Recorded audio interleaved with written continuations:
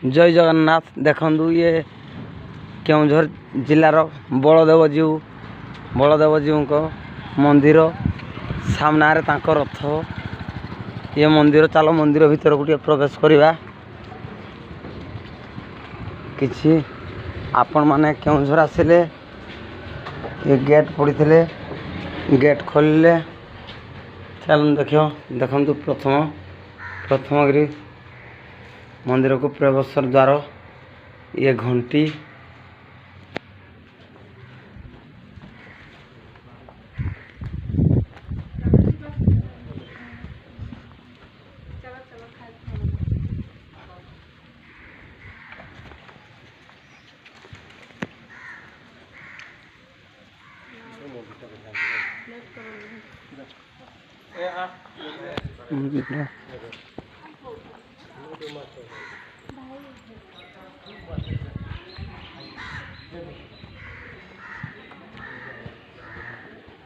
बलदेव जी निवास ये ठाकुर पहड़ पड़ सारा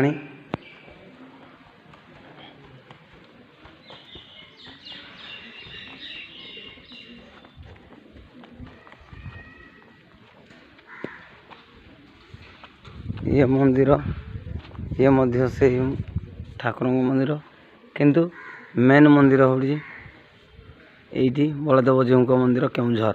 आपण मैंने आसतु आसिक बुलिकी केउझर बलदेव जी को दर्शन करूँ।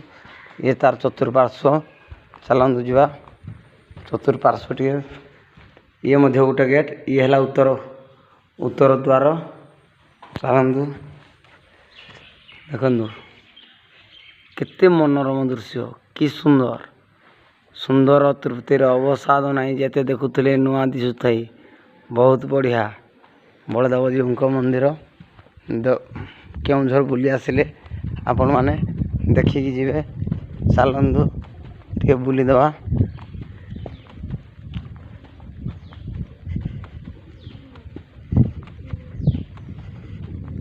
ये मध्य से क्यों मंदिर अच्छी देखीदवा मुक्ति मंडप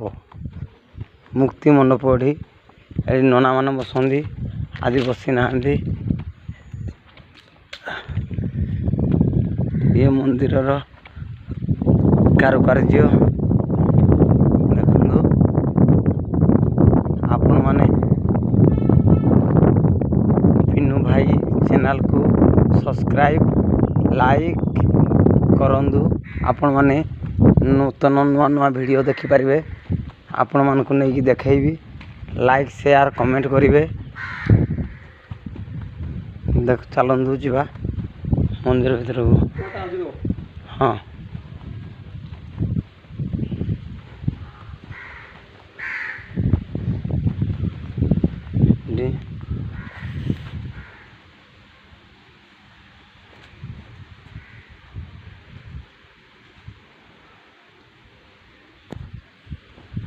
लक्ष्मी नारायण भंज प्रतिष्ठाता करथिले। ये पुणी मुख्य द्वार को आसिले गेट खोलिवा ये है से ठाकुर रथ यात्रा रथ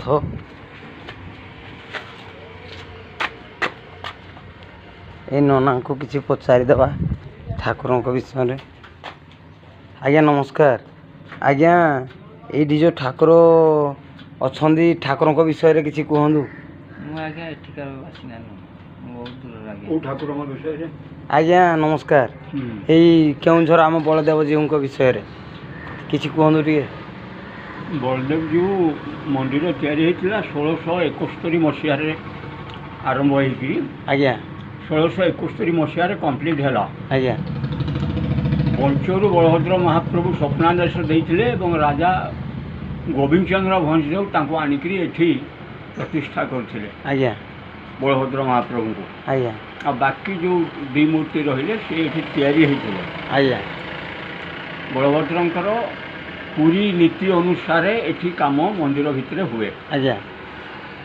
सबू काम पूरी मंदिर नीति अनुसार एठी हबो।